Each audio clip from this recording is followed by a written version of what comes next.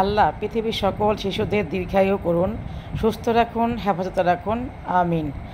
সুপ্রিয় দর্শক, নতুন একটি ভিডিওতে আমন্ত্রণ জানাচ্ছি। আমি বেলা স্টাইল থেকে বেলা।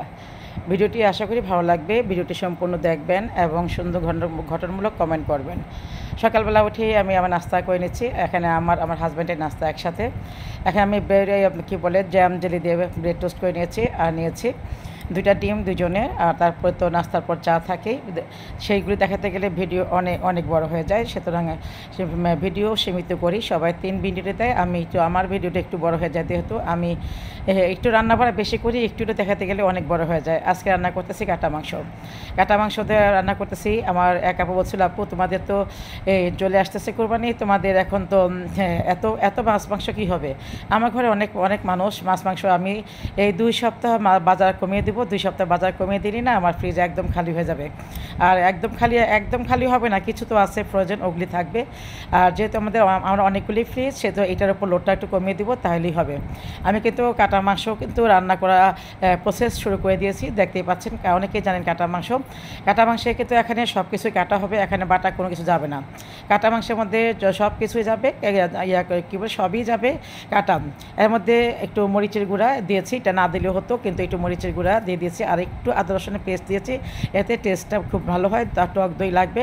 আর যা মশলা আপনার মাংসে খাই, আমরা ওই সমস্ত মাংসই দিই। আর খালাকে বলেছিলাম করার জন্য, আদা সিলে রাখার জন্য। খালা যেয়ে দেখি খালা একদম কুচি, কিন্তু এখানে সেটা হবে না, কুচি হবে না। এখানে একটা আদাকে 4 খণ্ড করলেই হবে, রসুনটাকে আস্তা দিলেই চলতো। রসুনটাকেও খালা দিয়ে কুচি করে ফেলছে।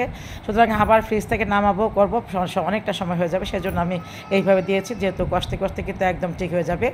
এই যে ফ্রিজ নাড়া দিতে কিন্তু অনেক কিছু বের হয়ে আসতেছে, ছোটো মাংসের টুকরা। তারপর এই যে শৈল মাছের মাথাগুলি, এই মাছের মাথাগুলি বের হয়েছে। তারপরে পাবদা মাছ বের হয়েছে, শুটকি বের হয়েছে, অনেক কিছু বের হয়েছে, যেগুলি হেল্পিং হ্যান্ডরা যখন ফ্রিজ খুলে মাংস বের করে, তখন না কী বলে এই পাশ থেকে ওই পাশ আমি তো সুন্দর একটা সাজিয়ে রাখি, কিন্তু ওরা যখন বের করে তখন না ওরা মানে সেইটার ম্যানেজ করতে পারে না। যেমন ইলিশ মাছটা ঘাটতে আসলে মিডেলে ঘাটতে চলে গেছে একদম ডিপে নিচে।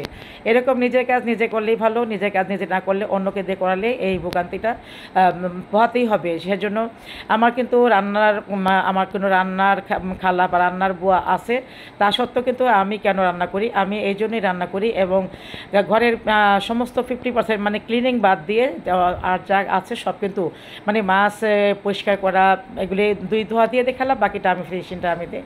এবং যেটা মনে করে প্যাকেট করা, এগুলো আমি কখনো কারোর উপর চাই না। এটা আমি আমার উপরে কাজ করতে সুবিধা হয়। আমি যদি খাটে বসে ওই ডিরেকশন দিই, এখানে আছে ওখানে আছে করে নাও। যদি একদিন বা 2 দিন যদি একটু হাল ছেড়ে দিই বা কিছু একটা করি, তখন দেখা গেলো কি যে সব উল্টাপাল্টা, যে মিডিলে ছিল ইলিশ মাছ, সেই ইলিশ মাছ চলে গেছে সাগরের তলে। ঠিক এমনটাই এই শৈল মাছটা এনেছিল, কিন্তু প্রায় 2 মাস হয়ে গেছে। অনেক কিছু পেয়েছি আমি এই ফ্রিজের নিচ থেকে, যেহেতু দিন পরিষ্কার করার পর সবগুলো আমি করে রাখছি, চিহ্ন দিয়ে রেখেছি। এইটা শুটকি কিন্তু অনেকগুলি, আমি যেহেতু শুটকিটা আমার না খাওয়া একদমই নিষেধ, আমার অপারেশন হওয়ার পর আমার কিন্তু অনেক খাবারই নিষেধ।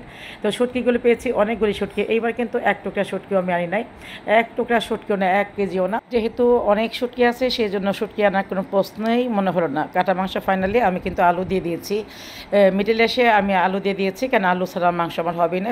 একদম গনে বেছে 4-5 টুকরা আলু দিয়ে দিয়েছি, এটা সম্পূর্ণ আমি খেয়ে নেবো। আর জারিয়া তো আলু ছাড়া চলেই না, জাবির আলু একদম খায় না। আর যা বলতেছিলাম, আমরা টেবিলে মাংস ভর্তি করে রাখি, আর বাচ্চাগুলি একটা প্লেট নিয়ে দৌড়াদৌড়ি করতেছে খাবারের জন্য। কী বলবো, যখন টেবিলে যে না চোখ দিয়ে পানি পড়ে। যাই হোক, আমাদের দোয়া করা ছাড়া আমাদের কিছুই নাই।